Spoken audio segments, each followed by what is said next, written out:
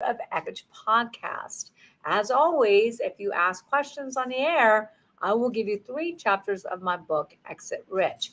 We have another special guest on, and our guest today is going to tell us or teach us how to learn. And I think it's very important. So let's talk about Scott Young. Scott Young is a Wall Street Journal bestselling author of Ultra Learning, a podcast host, computer programmer, y'all, and an avid reader. Since 2006, he's published weekly essays to help people learn and think better. Boy, we all need that. His work has been featured in the New York Times, Pocket, and Business Insider, and on the BBC and at TED Talk, amongst other outlets. He doesn't promise to have all the answers. Who has all the answers, right? Just a place to start. So join us from Vancouver, Canada. I love my Canadians. Welcome to the show, Scott. Oh, thank you for having me. Yeah, it's a pleasure to have you here. So let's just dive into it and tell us, okay, who is Scott? What was Scott like as a little boy? You want my whole history? How much time do you have? No, I don't have that much time. It's not. I'll have to give the Coles Notes version then.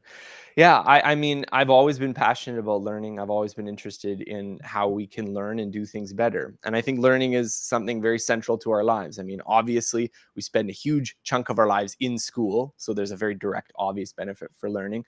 But even once we're out of school, we still have to keep learning. The world is changing constantly. We have to learn new technologies. We have to learn new systems, new ideas. And we live in a more complicated world than we were in hundreds of years ago. And so it's really upon us to keep upgrading our skills, keep upgrading our knowledge. And so a little bit of understanding of how learning works and how we can do it more efficiently, I think is very useful in today's world. Okay, so did you grow up with a family of learners, teachers, or did you just grow up saying, I Yeah, want my my parents, environment, I want my business to be centered around learning? my my parents were elementary school teachers, actually. So I think learning was sort of always implicitly in the background there of what was important in my life. Okay, so I guess that centered your entire career around learning then, right? Yeah, I mean, I think I came about Because kind of by people grow up and say, happenstance. oh, I'm going to be a yeah. Go ahead. I was just going to say, people grow up and say, oh, I'm going to be a manufacturer, I'm going to be in distribution, I'm going to Mhm. be a doctor, I'm going to be this, I'm going to be a that. You Yeah. decided to build an entire career around learning, and I guess that comes from your background. I mean, I think part of it does. I think part of it does. But I also think, like, in some ways, I didn't want to be a teacher when I was a kid. So I kind of came at this circuitously. I think I was always interested in learning. But it was really when I started writing online, I was writing about, I was a student when I started writing. I started writing about 18 years ago.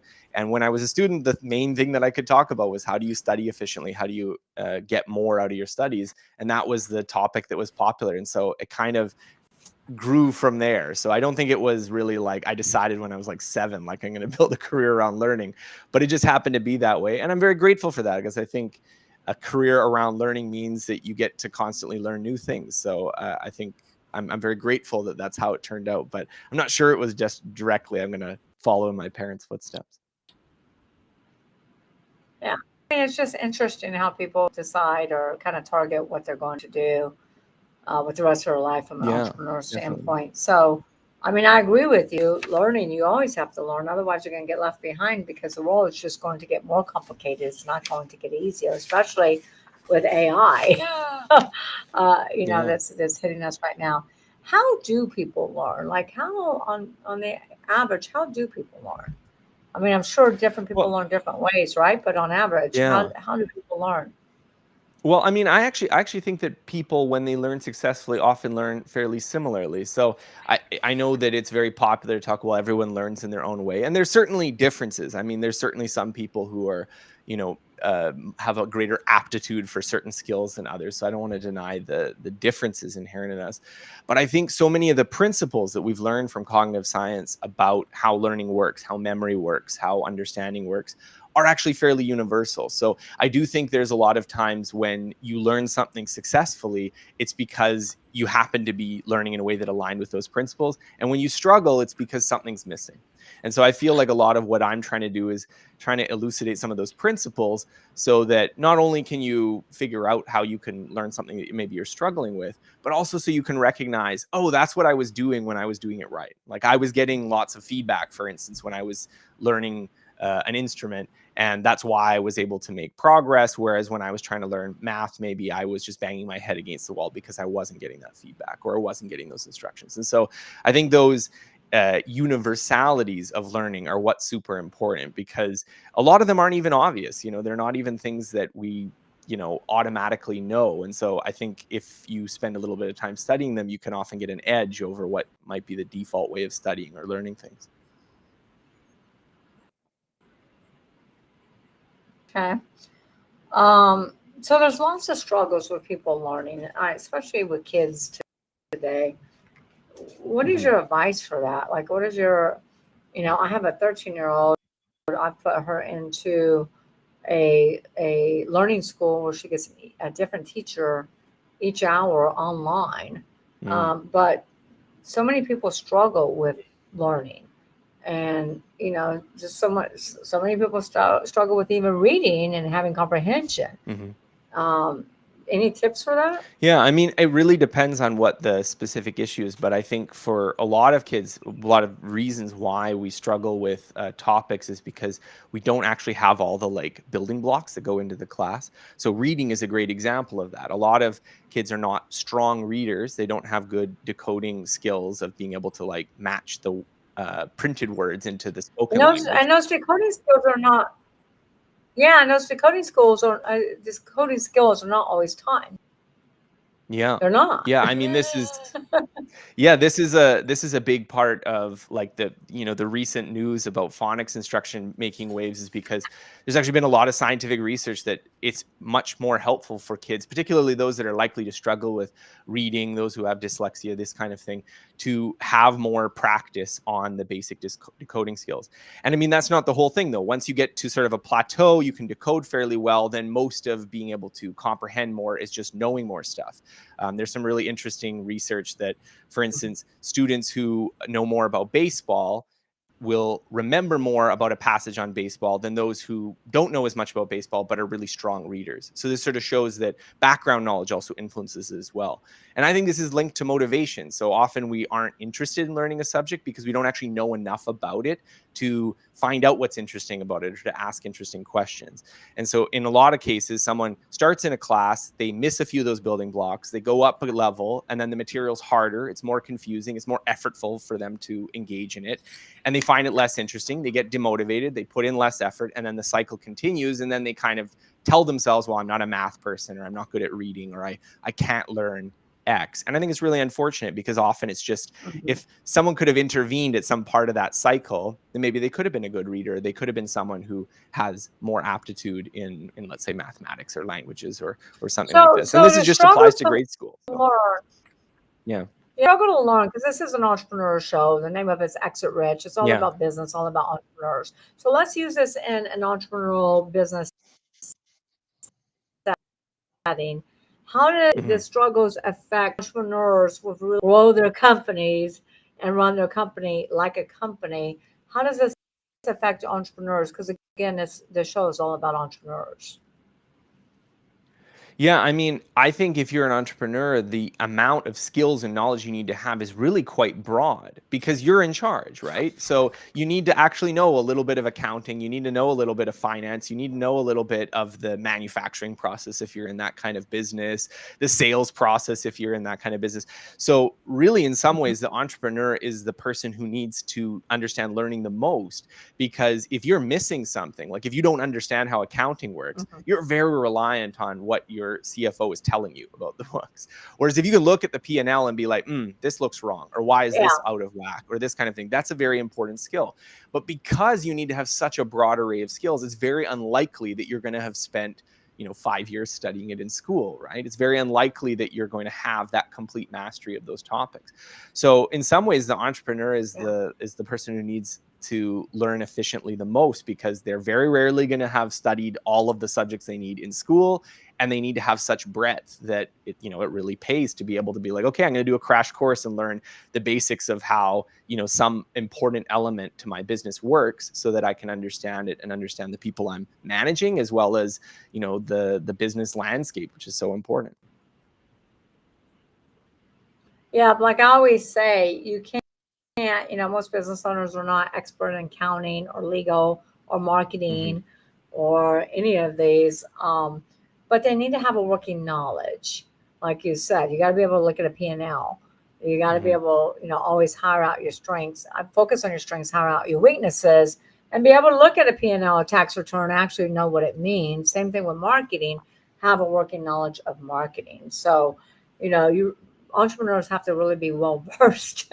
Yeah. Not that they're actually going to do the task, but that they know something about that particular department for sure.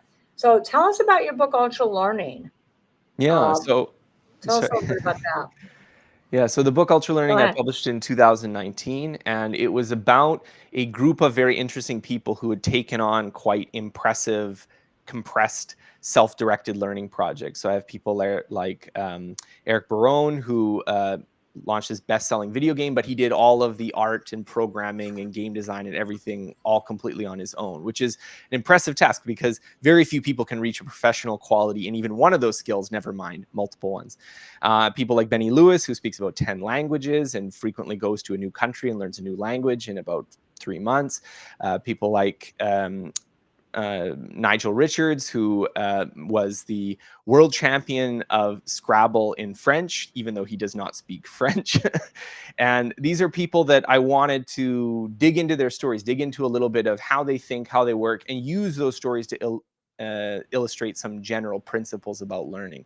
So I talk about, things that have been discovered scientifically and studied in a research lab, and draw connections with these really impressive people. Things like retrieval, things like spacing, these basic principles of learning, which are important, but not Internet, widely we're having appreciated. a fault.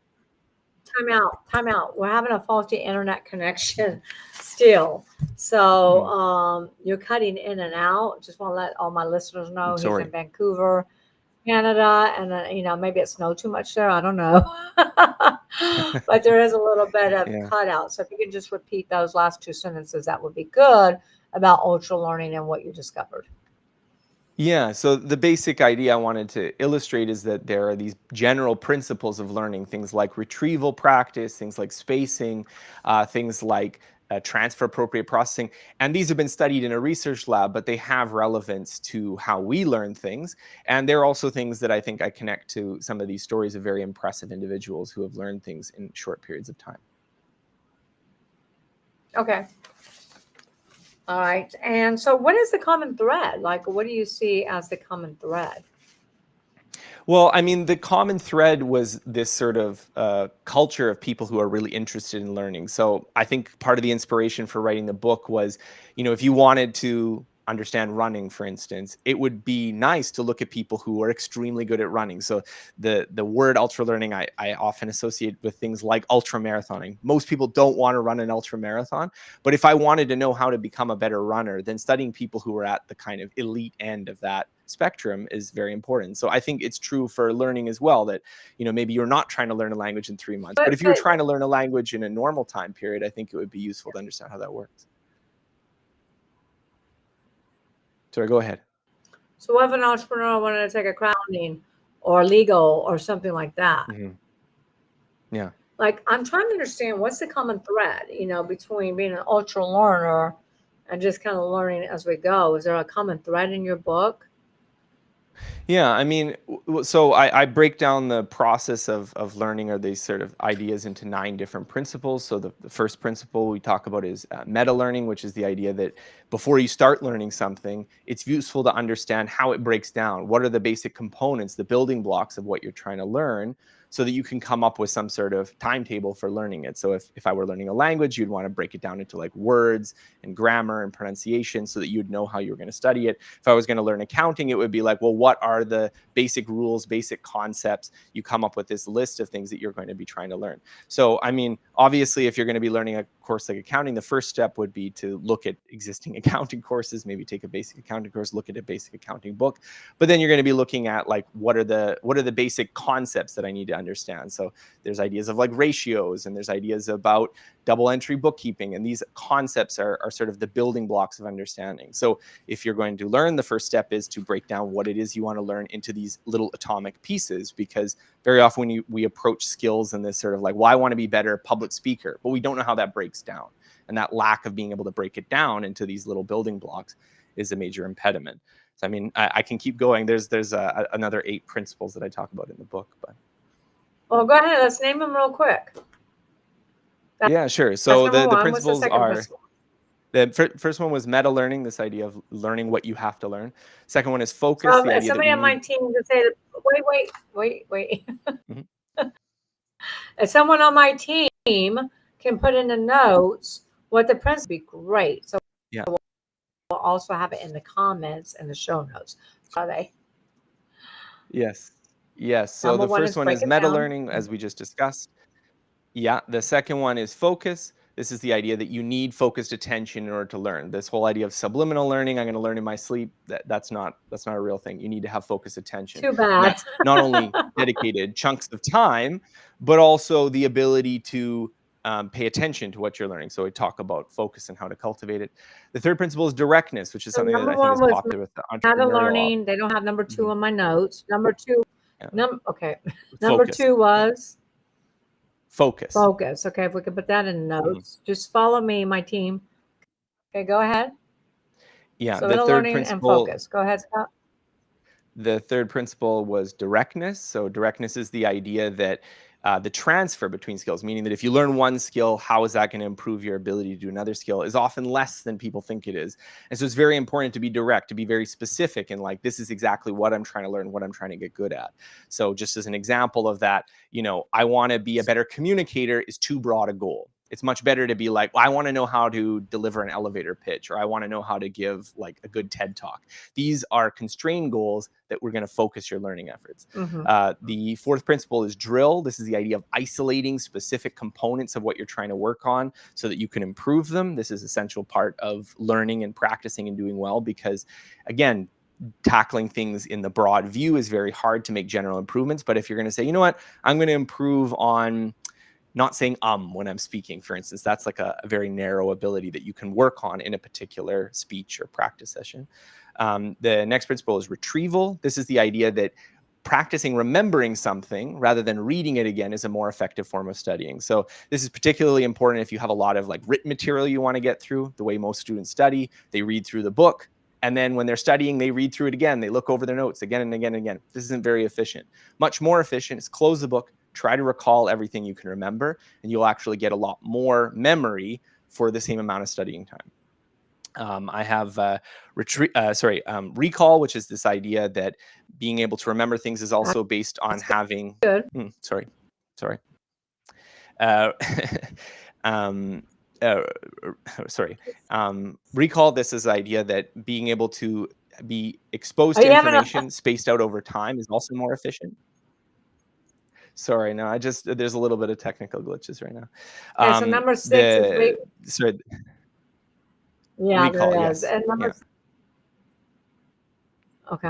Yeah, so the idea that 7. you want to be able to spread out information over time, and this is how you're going to improve your retention. I have intuition. This is this idea that for concepts, for things that you need to really understand, forming these deep intuitions is partly the process of building up the little atomic components, and partly through visualizing, explaining to yourself. So self-explanation is a really good technique to build your understanding. Experimentation, this is the idea that as we get further in a domain, we need to try out our own self-experiments to figure out what works for us, what works to make progress, how to specialize within a particular skill. And I don't know, I think maybe I'm missing one. Where are we at right now? We have 6 was recall. 6 was recall. My team hasn't put in the comments yet. So intuition was 7. Yeah, intuition, experimentation, and I think so 8 is 8 experimentation. Yeah. I think sorry, I'm getting a little bit caught up in my microphone here. experimentation, and I am having a mental block right now of what the other principle is because I've skipped over one here. We That's had okay. Focus, directness, drill, Yeah, retrieval, my team hasn't put in the rest of retention, them yet. So experimentation. Yeah, six we it'll had come to me. I think it's just recall, a intuition. temporary block here. Yeah, intuition here. Yeah. Yeah, so I mean that's plenty to go off Intuition. of right Okay. now. It'll come to me later. Yeah. Well, 6 is recall, so we're good there. 7 is Yeah. intuition. And I think you said number 8 was It's experimentation. experimentation. Yeah. So these Okay, were cool. the principles that I found through. Yeah. Through your book and through interviewing these quick. Did you Yes. interview any entrepreneurs? Because there's a lot of entrepreneurs that just go out there and speed learn, speed read, and really get themselves familiar with accounting, familiar with all the different aspects to run a successful business. Did you interview Yeah. I any mean, entrepreneurs in your book? I know lots of entrepreneurs that have had to go through this process. I don't have any particular entrepreneur stories, although I guess you could argue that Eric Barone launching a video game business is an example of one. But I mean, if you look at the top CEOs, people in the sort of peak of their the entrepreneurial profession, you really see just sort of like impressive breadth of self-directed learning. I mean, like Mark Zuckerberg is like teaching himself Mandarin Chinese and jujitsu. You have people like So let's switch gears. There's a real philosophical bent there. Yeah, sure.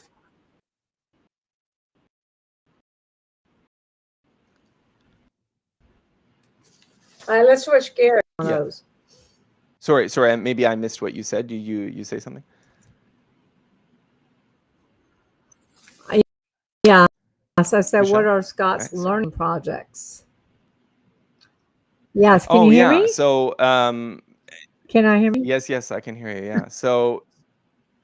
Another part of the book was talking about some of the projects that I'd undertaken. These were things that I think helped build my online business, my online brand.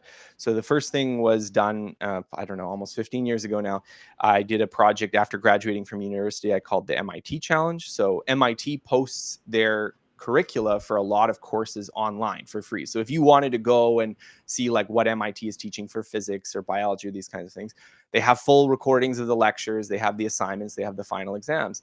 And after I had graduated from school, I was thinking about going back and studying computer science, obviously related to the world of technology today. It's also one of the few things that you can study where you can really apply it and practice it without a license, without a degree. Like you can't be a doctor without having a medical degree, but you can definitely be a programmer without having a computer science degree. And so the project was to try to learn MIT's computer science curriculum. And so they have the final exams for many of their classes, and the goal was to pass the final exams over a 12-month period of time. So I was studying very intensively. I did that project. And then a year after that, I did another project where with a friend, I traveled to 4 different countries, Spain, Brazil, China, and South Korea to learn Spanish, Portuguese, Mandarin Chinese, and Korean. And so we sort of posted our little updates of doing that. And the kind of crux of that project was that when we landed in each country, to the greatest extent possible, we weren't going to speak in English. So when we landed in Spain, we were speaking in Spanish to each other and to everyone we met. And the result was that we were able to get to a sort of conversational level of fluency in those languages over that period of time. And so those 2 projects were sort of my own kind of contribution to this ultra learning space of ideas.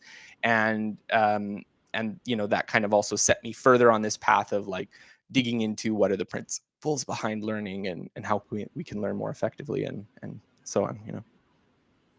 Yeah, I mean, how can somebody go out there and learn how to speak another language in 3 months to 4 months? I think you learned 4 different languages in a year. Yeah. So I mean, I think the big thing I think the big thing that we have, like when I talk to people about learning a language, everyone's favorite activity is Duolingo, right? Like I want to learn Spanish. So I'm going to download Duolingo on my phone and I'm going to play a few of these games. But the problem is that even after spending maybe 6 months, 9 months with Duolingo, I know very few people that can comfortably speak, even at a basic level in Duolingo. And the reason why is related to this third principle of directness, which is that when you are playing with this app on your phone, you're moving things around, doing these little matching games, you're not actually speaking the language. So you might gain a little bit of an ability to recognize some words, you might remember a few things, but actually speaking usually requires practice actually speaking. And so I think the main sort of takeaway of the project that we did is that if you can constrain yourself to only speaking the language you're trying to learn, even if it's just for like, okay, I want to learn the language of my spouse, so an hour a week, we're going to do a little like practice conversation where, you know, when I don't know a word, I'll look it up on Google Translate and we'll go back and forth. You're going to build that fluency through repetition of a lot of those basic patterns so that you'll be much more comfortable actually speaking. And so I think that's, you know, a strategy that is infrequently employed just because, you know, in North America, maybe you don't have an immersive environment. You're not living in France to learn French, or you're not living in Spain to learn Spanish, but there are a lot of opportunities for practicing if you wanted to get better at it. And that's just an example. I'm sorry, there's a lot of tech issues, y'all. I apologize to listeners. There's a lot of technical issues, a lot of delay. All right, and a lot of breaking up. So what's your thoughts about getting schools kind of revamping the entire educational system so we can start teaching entrepreneurship, finance, you know, other real, I say, imperative skills that kids need, because kids come out of school, they have zero financial literacy.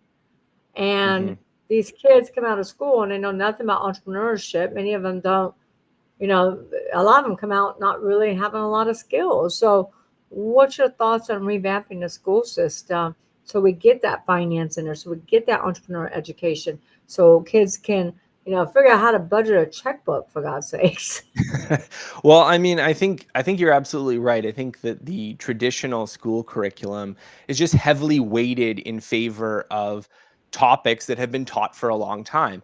And the origins of our education system are really with a kind of an elite sort of like university education in particular. I mean, you go back 100 years, everyone was studying like Latin and geometry and these kind of subjects, which were considered to be sort of like what was a member of the gentry would be to get into the aristocracy of you know, American life. And what we need now more is a lot more practical skills, because again, we have universal education, so it's not so impressive that you know something that everyone else learned in high school. But also, I think it's important because the topics that need to be taught often need to shift. I mean, it's a very sensitive topic. Whenever you say, oh, well, we should teach X, everyone agrees. When you say, well, we should teach less of Y, that's always very controversial. But they're obviously related because there's only a fixed amount of school time. But I personally think that things like economics probably should be taught in high school.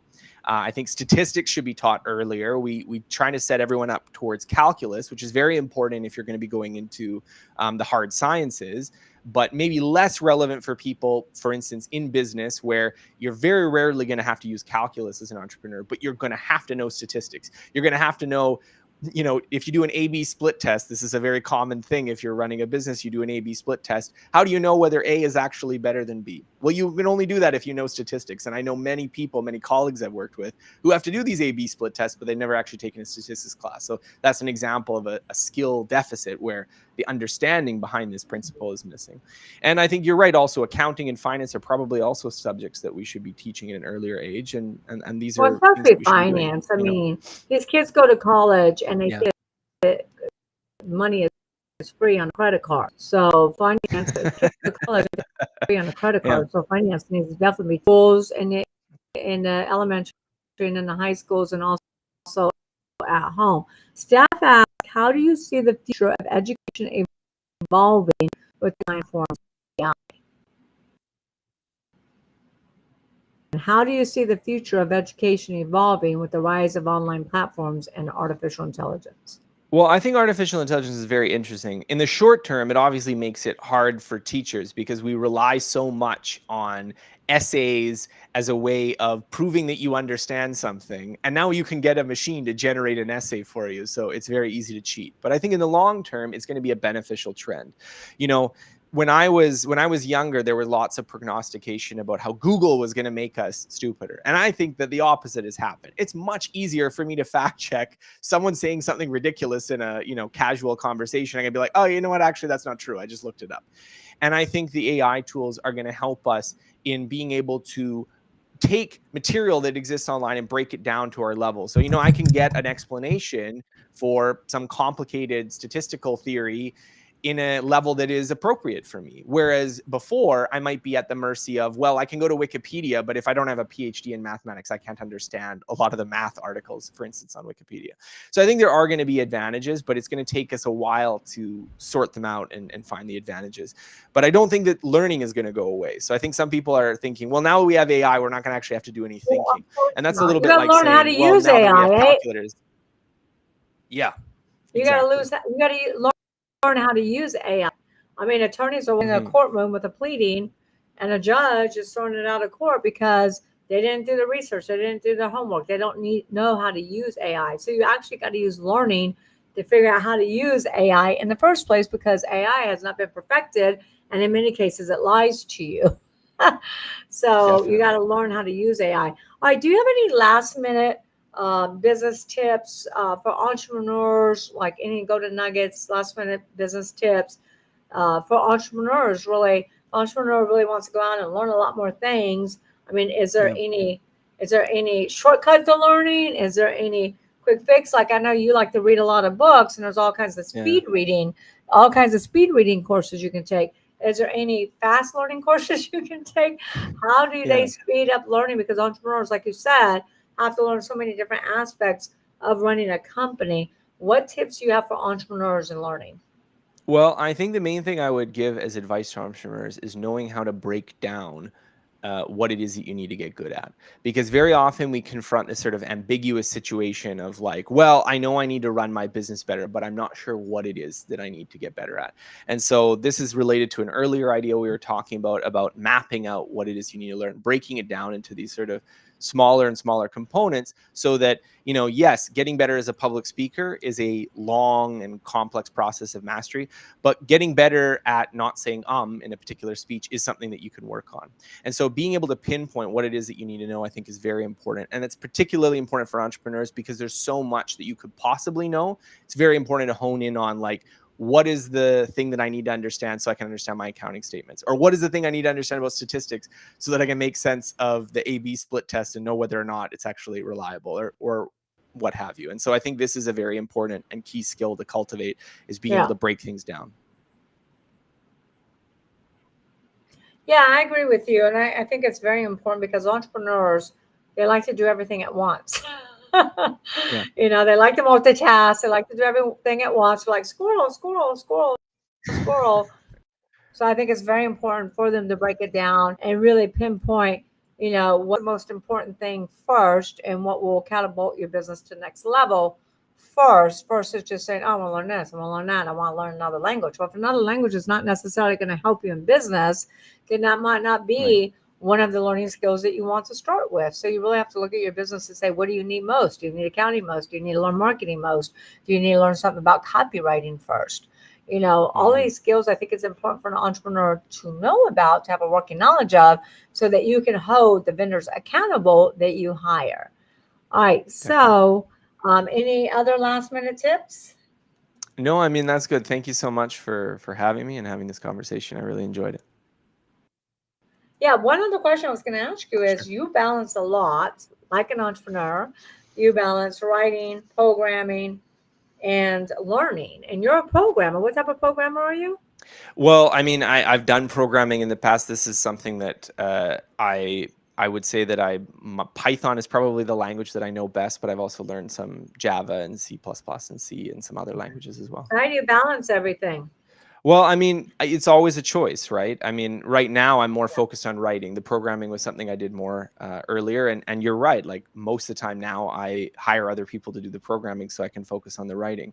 But the benefit is that having learned programming, I'm in a much better position of knowing what kinds of projects are reasonable, what kinds of deadlines are reasonable, what kinds of things we can modify, because we have a course platform, we sell to customers, and so there's constantly issues coming up. And so I think what you said is absolutely right. Having the working knowledge is really important because it allows you to more effectively manage people, even if you're not performing the skill yourself. So right now I mostly do writing and research, so I'm mostly reading books and writing about it. But I mean, having these other skills that I learned when I was younger has been very beneficial in my entrepreneurial career. Yeah, because I always say, trust but verify, inspect you expect. But Yeah. how can you verify, inspect what you expect if you have no idea how something works?